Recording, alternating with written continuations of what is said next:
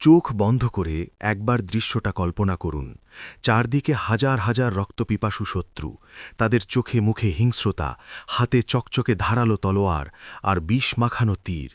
মাঝখানে একটি বিশাল দুর্গ, যার দরজা ভেতর থেকে শক্ত করে বন্ধ করা। দুর্গের ভেতরে লুকিয়ে আছে এক ভণ্ড নবী আর তার বিশাল হিংস্র সেনাবাহিনী। বাইরে দাঁড়িয়ে থাকা মুসলিম বাহিনী চরম হতাশ হয়ে পড়েছে। তারা বুঝতে পারল, এই দুর্গের পাহাড় সমান উঁচু দেয়াল টপকানো বা লোহার মজবুত দরজা ভাঙা কোনো সাধারণ মানুষের পক্ষে সম্ভব নয়। ঠিক সেই চরম হতাশার মুহূর্তে মুসলিম বাহিনীর ভেতর থেকে একজন অতি সাধারণ রোগা পাতলা মানুষ সামনে এগিয়ে এলেন। তিনি মুসলিম সেনাপতিকে এমন এক পাগলাটে এবং ভয়ঙ্কর প্রস্তাব দিলেন, যা শুনে বড় বড় বীর সাহাবীদেরও আত্মা কেঁপে উঠল। তিনি বললেন, তোমরা আমাকে একটা বড় শক্ত ঢালের উপর বসাও, তারপর সবাই মিলে বর্ষা দিয়ে আমাকে শূন্যে তুলে ওই দুর্গের দেয়াল টপকে সুজা হাজার হাজার শত্রুর মাঝখানে ছুঁড়ে মারো। আমি একা ওদের সাথে লড়ব আর ওই দরজা ভেতর থেকে খুলে দেব। কি ভয়ঙ্কর কথা! দেয়ালের ওপারে আছে হাজার হাজার রক্তপিপাসু শত্রু, যারা তলোয়ার হাতে প্রস্তুত হয়ে আছে, আর বারা ইবনে মালিক বলছেন তাকে একা সেই মৃত্যুর মুখে ছুঁড়ে ফেলতে হবে। সাহাবীরা চমকে উঠলেন। কে ছিলেন এই অকুত ভাই বীর?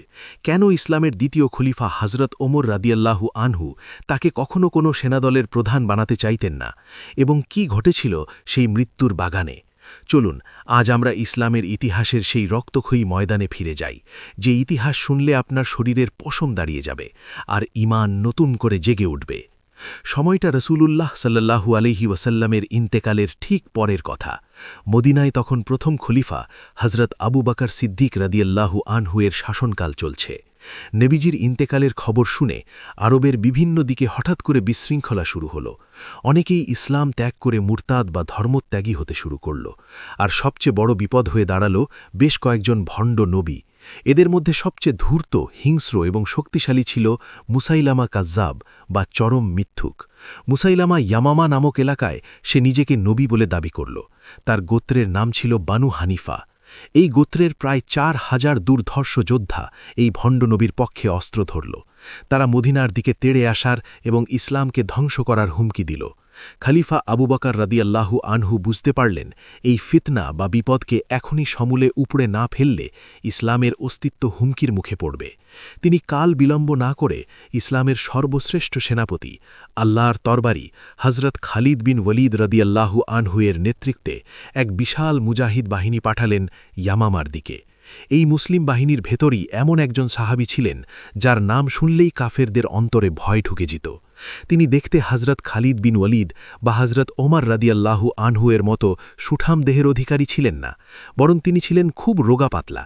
গায়ের রং ছিল কালো, শরীরের হাড্ডিগুলো গোনা যেত, আর চুলগুলো ছিল উস্কো খুস্কো। দেখলে মনে হতো খুব সাধারণ একজন মানুষ, কিন্তু তার বুকের ভেতর যে ঈমানের আগুন জ্বলছিল তা পৃথিবীর যে কোনো আগ্নেয়গিরির চেয়ে উত্তপ্ত ছিল। তার নাম হজরত বারা ইবনে মালিক রাদিয়াল্লাহু আনহু। তিনি ছিলেন নবীজি সাল্লাল্লাহু আলাইহি ওয়াসাল্লামের ১০ বছরের খাদেম। বিখ্যাত সাহাবী হজরত আনাস বিন মালিক রাদিয়াল্লাহু আনহু এর আপন ভাই। হজরত বারা রাদিয়াল্লাহু আনহু ছিলেন এমন একজন মানুষ, যিনি মৃত্যুকে এক বিন্দুও ভয় পেতেন না, বরং তিনি মৃত্যুকে পাগলের মতো খুঁজতেন। তিনি চাইতেন যেভাবেই হোক আল্লাহর রাস্তায় যেন তার মৃত্যু হয়। তিনি যুদ্ধে গেলে নিজের জীবনের কোনো মায়া করতেন না, গায়ে কোনো বর্ম পরতেন না। এমনভাবে শত্রুর উপর ঝাঁপিয়ে পড়তেন যে মনে হতো তিনি নিজের জন্য শাহাদাতের পেয়ালা খুঁজছেন। তার এই ভয়ঙ্কর সাহসিকতা আর মৃত্যুর প্রতি ভালোবাসার কথা আরবের সবাই জানত। এতটাই জানত যে পরবর্তীতে খলিফা হজরত ওমর রাদিয়াল্লাহু আনহু তার সব গভর্নরদের কাছে একটি কড়া লিখিত নির্দেশ পাঠিয়েছিলেন। তিনি চিঠিতে লিখেছিলেন, খবরদার, তোমরা বারা ইবনে মালিককে কখনো কোনো সেনাদলের প্রধান বানাবে না, কারণ ও মৃত্যুকে এত ভালোবাসে যে সেনাপতি হলেও পুরো বাহিনীকে নিয়ে নিশ্চিত মৃত্যুর মুখে ঝাঁপিয়ে পড়বে। সেই মৃত্যুর পাগল বারা ইবনে মালিক রাদিয়াল্লাহু আনহু এখন ইয়ামামার রণাঙ্গনে দাঁড়িয়ে আছেন। যুদ্ধ শুরু হল। ইয়ামামার যুদ্ধ ইসলামের ইতিহাসের অন্যতম ভয়ানক এবং রক্তক্ষয়ী একটি যুদ্ধ। মুসাইলামা কাজ্জাবের ৪,০০০ সৈন্য ছিল চরম উগ্র। প্রথম দিকে যুদ্ধের ময়দানে মুসলিমদের চরম বিপদে পড়ে যায়। কাফেরদের প্রবল আক্রমণে মুসলিমদের সারি ভেঙে যাওয়ার উপক্রম হয়। চোখের সামনে অনেক বড় বড় বীর সাহাবী এবং কুরআনের হাফেজ শহীদ হতে লাগেন। পরিস্থিতি এতটাই খারাপ হল যে কাফেররা মুসলিমদের তাঁবু পর্যন্ত পৌঁছে যায়। তারা মুসলিমদের জিনিসপত্র লুট করতে শুরু করে। এই দৃশ্য দেখে হযরত বারা রাদিয়াল্লাহু আনহু-এর চোখের সামনে যেন ক্রোধের আগুন জ্বলে ওঠে। তিনি তার ঘোড়া থেকে লাফ দিয়ে মাটিতে নেমে পড়েন। হাতের তলোয়ার শক্ত করে ধরে তিনি তার কওমের লোকদের ডাক দিয়ে বজ্রকণ্ঠে চিৎকার করে উঠলেন, হে আনসাররা, তোমরা কি পালাচ্ছ? কোথায় পালাবে তোমরা? মদিনায়। আজ থেকে মদিনা বলতে তোমাদের আর কিছু নেই। আজ তোমাদের সামনে শুধু দুটো জিনিস, এক আল্লাহ আর দুই জান্নাত। আল্লাহর কসম, আমি বারা ইবনে মালিক আজ এখান থেকে এক পাও নড়ব না। এই কথা বলে বারা ইবনে মালিক একা কাফেরদের বিশাল বাহিনীর দিকে ঝড়ের বেগে ছুটে গেলেন। তার হাতের তলোয়ার যেন বিদ্যুতের মতো চমকাতে লাগল। ডানে বামে সামনে পেছনে কাফেরদের কচুকাটা করতে শুরু করলেন। তার এই রুদ্র মূর্তি আর মরণপন্ন লড়াই দেখে অন্য মুসলিমদের শিরায় শিরায় নতুন করে রক্ত টকবক করে উঠল। তারা আবার ঘুরে দাঁড়াল। সেনাপতি খালিদ বিন ওলীদ রাদিয়াল্লাহু আনহু তার বাহিনীকে নতুন করে সাজালেন। শুরু হলো এক মহাপ্রলয়ঙ্করী প্রত্যাক্রমণ। এই মুসলিমদের প্রচণ্ড ইমানি আক্রমণের সামনে মুসাইলামা কাজ্জাবের বিশাল বাহিনী আর টিকতে পারল না। তারা লেজ গুটিয়ে ময়দান ছেড়ে পালাতে শুরু করল। কিন্তু তারা পালিয়ে গেল কোথায়? তারা পালিয়ে গিয়ে আশ্রয় নিল ইয়ামামার এক বিশাল দুর্গে। দুর্গটি আসলে একটি বিশাল বাগান, যার চারপাশ পাহাড়ের মতো উঁচু আর পাথরের মতো শক্ত দেয়াল দিয়ে ঘেরা। এর নাম ছিল হাদিকাতুর রহমান বা দয়াময়ের বাগান। কিন্তু এই যুদ্ধের পর থেকে ইতিহাস এই বাগানকে এক নতুন নামে চেনে, হাদিকাতুল মৌত বা মৃত্যুর বাগান।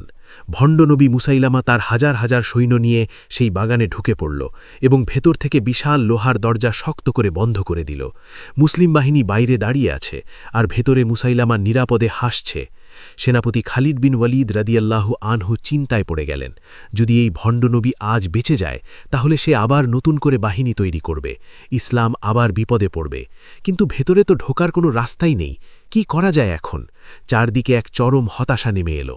ঠিক সেই চরম মুহূর্তে যখন সবাই ভাবছে আজ কিছু করা সম্ভব নয়, তখনই সেই রোগা পাতলা ধুলোমাখা মানুষটি হযরত বারা রাদিয়াল্লাহু আনহু সেনাপতির সামনে এসে দাঁড়ালেন। হযরত বারা রাদিয়াল্লাহু আনহু-এর চোখে মুখে কোনো ভয় নেই, কোনো ক্লান্তি নেই, আছে শুধু এক অদ্ভুত জেদ। তিনি সেনাপতিকে উদ্দেশ্য করে সেই অবিশ্বাস্য প্রস্তাবটি দিলেন। তিনি খুব শান্ত কিন্তু দৃঢ় কণ্ঠে বললেন, হে আমার মুসলিম ভাইয়েরা, তোমরা আমাকে একটা বড় শক্ত ঢালের উপর বসাও। তারপর সবাই মিলে সেই ঢালটাকে তোমাদের বর্ষার মাথায় তুলে ধরো।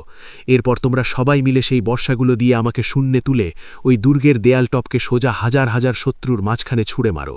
আমি একা ওদের সাথে লড়ব আর ওই দরজা ভেতর থেকে খুলে দেব। কি ভয়ঙ্কর কথা! দেয়ালের ওপারে আছে হাজার হাজার রক্তপিপাসু শত্রু, যারা তলোয়ার হাতে প্রস্তুত হয়ে আছে, আর বারা ইবনে মালিক বলছেন তাকে একা সেই মৃত্যুর মুখে ছুঁড়ে ফেলতে হবে।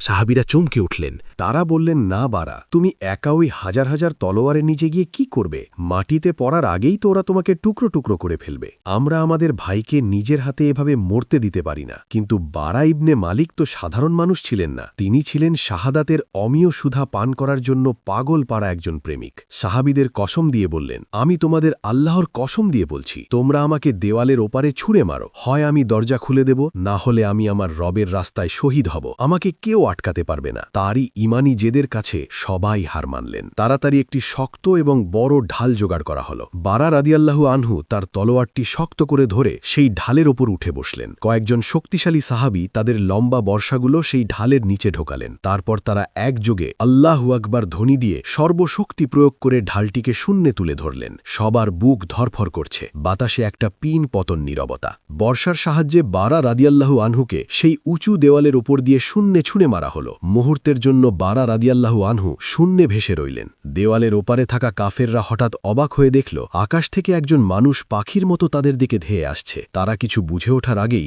বারা রাদিয়াল্লাহু আনহু সেই বিশাল বাগানের ভেতরে হাজার হাজার কাফিরের ঠিক মাঝখানে গিয়ে সজোরে আছড়ে পড়লেন। পড়ার সাথে সাথেই বারা রাদিয়াল্লাহু আনহু এক সেকেন্ডও দেরি করলেন না, বাঘের মতো লাফিয়ে উঠলেন। তিনি তার লক্ষ্য একটাই, যে কোনো মূল্যে ওই লোহার দরজাটা খুলতে হবে। তিনি ডানে বামে তলোয়ার চালাতে চালাতে দরজার দিকে এগোতে লাগলেন। কাফেররা যখন ঘোর থেকে বের হল, তারা চারদিক থেকে বারা রাদিয়াল্লাহু আনহুকে ঘিরে ফেলল। হাজার হাজার মানুষ ছাপিয়ে পড়ল একা একজনের উপর। তারা বৃষ্টির মতো তলোয়ার আর বর্ষা দিয়ে তাকে আঘাত করতে শুরু করল। কিন্তু বারা রাদিয়াল্লাহু আনহু সেদিন যেন কোনো মানুষের শক্তিতে লড়ছিলেন না, তিনি লড়ছিলেন এক আসমানি শক্তিতে। তার শরীরে একের পর এক তলোয়ারের কোপ বসতে লাগল, বর্ষা বিততে লাগল। তীরের আঘাতে তার শরীর ক্ষতবিক্ষত হয়ে গেল, রক্তে পুরো শরীর ভেসে যাচ্ছে, মাংস কেটে ঝুলছে, কিন্তু তার হাতের তলোয়ার থামছে না। তিনি যেন মৃত্যুর যন্ত্রণাকে অনুভবই করছেন না, তিনি শুধু দরজার দিকে এগোচ্ছেন। কাফেররা এই একজন মানুষের রুদ্র মূর্তি দেখে ভয় কাঁপতে লাগল। তারা ভাবল, এ কেমন মানুষ? এত আঘাত পাওয়ার পরও সে কিভাবে দাঁড়িয়ে আছে? সে কি মানুষ নাকি অন্য কিছু?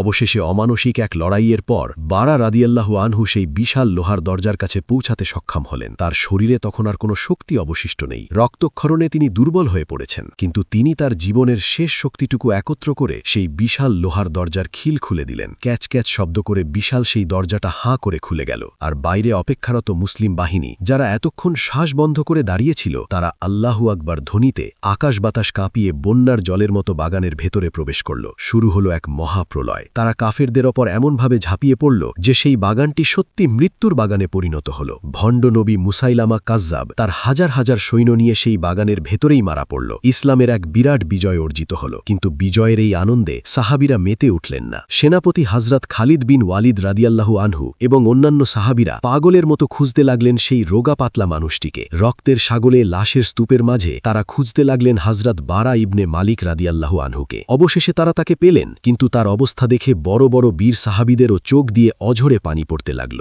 বারা রাদিয়াল্লাহু আনহু দরজার কাছেই পড়ে আছেন, তার শরীরটা আর চেনার উপায় নেই। তাফসীর এবং ইতিহাসের নির্ভরযোগ্য কিতাবগুলোতে উল্লেখ আছে, সেদিন বারা রাদিয়াল্লাহু আনহু এর শরীরে ৮০রও বেশি তলোয়ার, বর্ষা এবং তীরের আঘাত লেগেছিল। ভাবুন একবার, একজন মানুষের শরীরে ৮০টির বেশি গভীর ক্ষত, শরীরের এমন কোনো জায়গা বাকি ছিল না যেখানে অস্ত্রের আঘাত লাগেনি। হাড়গুলো দেখা যাচ্ছিল। সবাই ভাবল এই মানুষটির আর বাঁচার কোনো সম্ভাবনা নেই। সেনাপতি খালিদ বিন ওয়ালিদ রাদিয়াল্লাহু আনহু নিজে তার পাশে বসলেন। তিনি সবচেয়ে ভালো চিকিৎসার ব্যবস্থা করলেন। টানা ১ মাস ধরে খালিদ রাদিয়াল্লাহু আনহু নিজে বারা রাদিয়াল্লাহু আনহু এর সেবা যত্ন করলেন। আর আল্লাহর কি কুদরত দেখুন, যে মানুষটি মৃত্যুকে পাগলের মতো ভালোবাসতেন, যিনি মৃত্যু খোঁজার জন্য একা হাজার শত্রুর মাঝে ঝাঁপিয়ে পড়েছিলেন, আল্লাহ তাকে সেদিন মৃত্যু দিলেন না। দীর্ঘ ১ মাসের চিকিৎসার পর ৮০টি ক্ষতের যন্ত্রণা সহ্য করেও বারা রাদিয়াল্লাহু আনহু ধীরে ধীরে সুস্থ হয়ে উঠলেন। কিন্তু সুস্থ হয়ে তিনি খুশি হলেন না, তার মনে এক বিশাল কষ্ট। তিনি বাচ্চাদের মতো কাঁদতেন আর বলতেন, হায় আল্লাহ, আমাকে শাহাদাতের মর্যাদা দিলেন না। আমি এত চেষ্টা করলাম, কিন্তু মৃত্যু আমাকে ধরা দিল না। তিনি ভাবতেন হয়তো তার কোনো ভুলের কারণে আল্লাহ তাকে শহীদ হিসেবে কবুল করেননি, কিন্তু তিনি জানতেন না আল্লাহ তাকে বাঁচিয়ে রেখেছিলেন